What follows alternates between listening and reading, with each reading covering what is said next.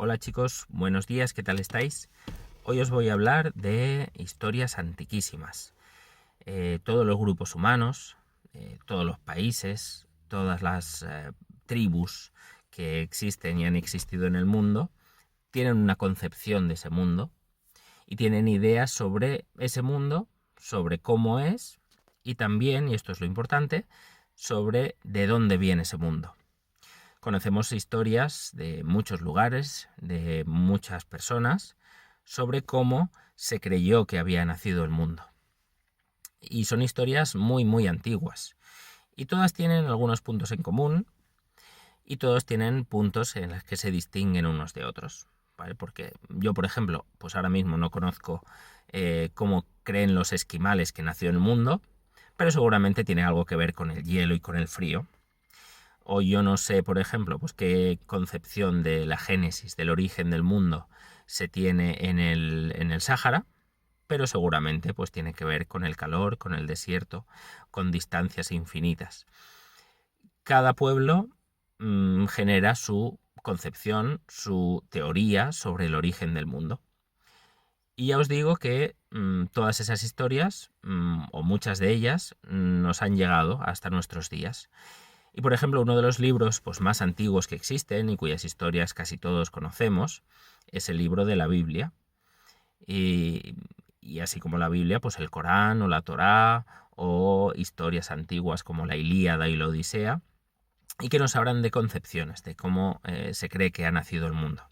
La Biblia, por ejemplo, nos presenta a un Dios todopoderoso que está por encima de nosotros, que vive en el cielo y nos supera en todos los sentidos, que es omnipresente y omnipotente, y la teoría del origen del mundo, de la génesis del mundo, y que viene recogido en el libro del Génesis, que así se llama, es que este Dios creó el mundo en 6 días y dedicó cada uno de esos días a una cosa en concreto de la creación. Pues primero creó el sol y las estrellas, luego creó la tierra, luego creó los animales y las plantas, luego creó las aguas y las montañas, y luego los hombres y las mujeres.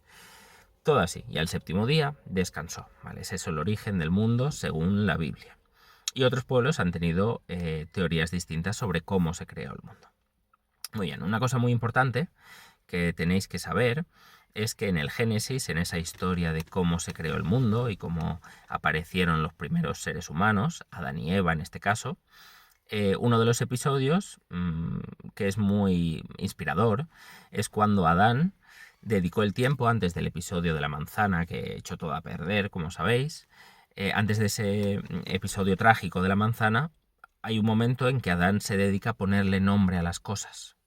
La creación estaba ahí, pero no había nombres con los que referirse a cada uno de sus elementos. Y a eso se dedicó Adán.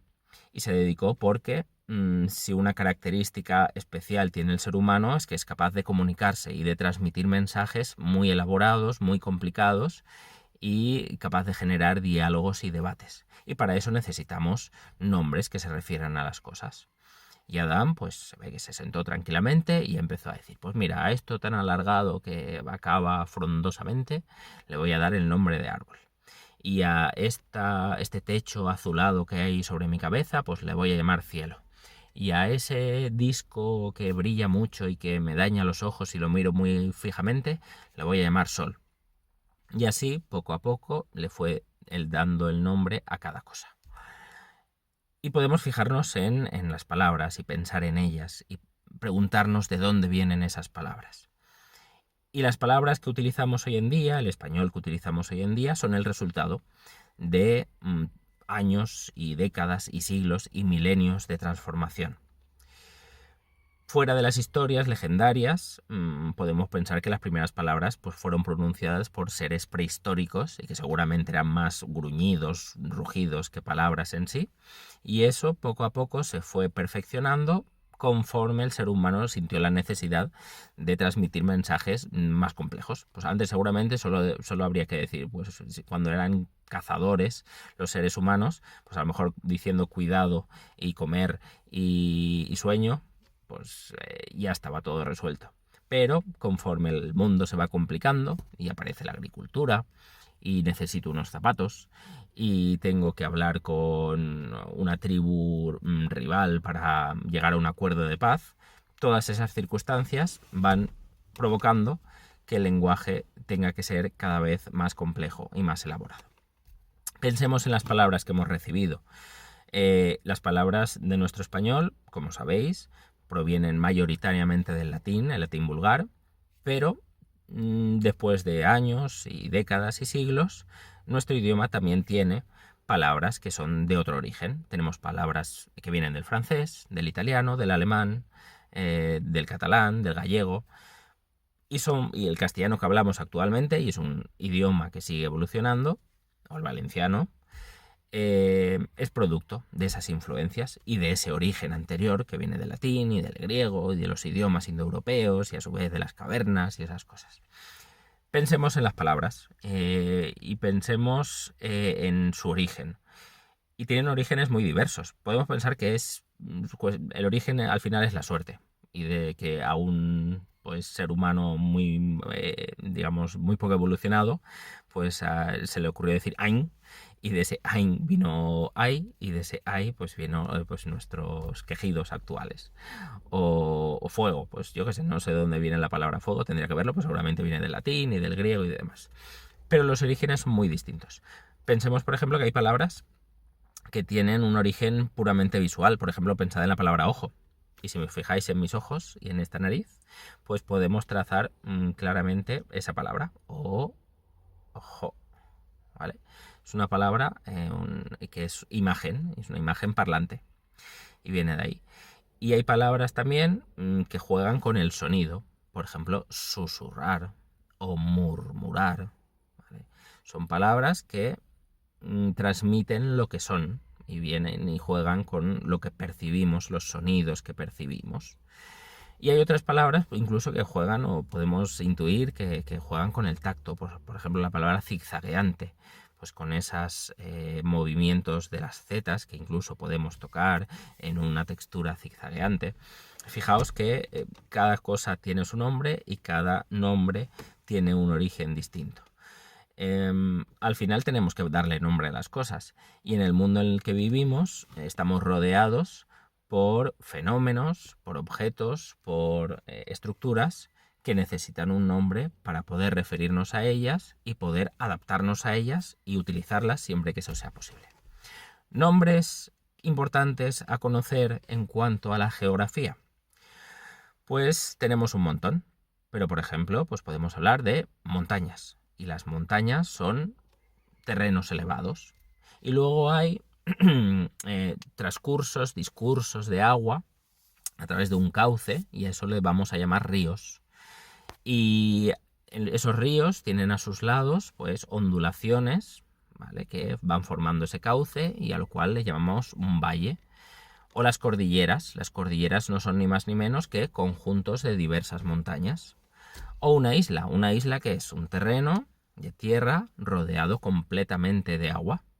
Y si tenemos varias islas salpicadas aquí y allá, pues a eso le damos el nombre de archipiélago. ¿Vale? Fijaos, archi. Ahí podemos preguntarnos, ¿de dónde viene archipiélago? ¿Vale? Pues archi, por ejemplo, conocemos archienemigo, archirrico. Archi quiere decir muchas, ¿vale? Viene de ahí, viene de la multitud, ¿vale? Archi, pues el archienemigo es el que más, es la abundancia el enemigo mayor de todos, es el archienemigo. Y otros nombres, por ejemplo, pues tenemos los cabos. Los cabos son entradas de tierra en el mar. Y luego lo inverso, que es la entrada de mar en la tierra, al que damos el nombre de ría o de fiordo, si estamos en Noruega, por ejemplo, los fiordos que son muy bonitos. Y otros nombres, pues una bahía, que es un terreno entre dos cabos, ¿vale?, también podemos referirnos a ello. Las penínsulas, que son casi islas porque están completamente rodeados de agua menos por una parte, que se llama el istmo, por ejemplo, la península ibérica, estamos rodeados completamente de agua menos por el istmo que forman los Pirineos, ¿vale? Y palabras que también a la cual nos referimos si queremos hablar de los terrenos inundados o la zona acuática. Podemos hablar de dorsales oceánicas, que son esas cordilleras en el fondo del mar a través de las cuales sale el magma y se desplazan las placas tectónicas. O podemos hablar de los taludes, que son grandes inclinaciones de terreno que nos llevan al fondo marino.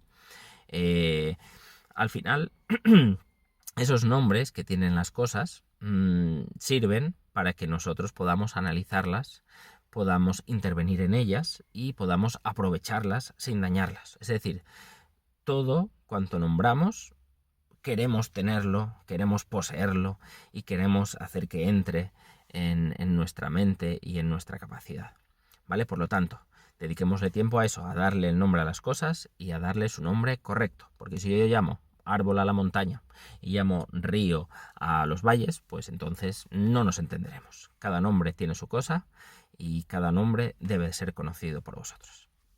Hasta pronto.